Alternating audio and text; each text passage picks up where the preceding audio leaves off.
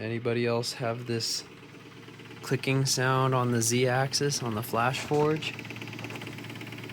The issue for me is that this screw can just go back and forth and makes the jiggling sound.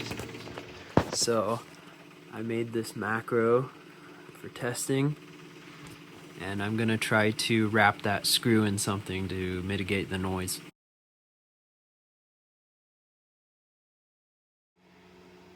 Okay, we have removed the screw and wrapped it in some fabric harness tape.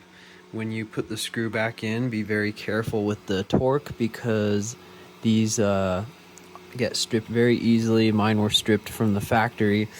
Also, the hole, I don't know if you can see it in there, but there's a metal piece in here, and the hole will move left if you push this down, and the hole will move to the right if you push this up. So you might have to look at that hole and shift this up and down ever so slightly to shift that hole left and right.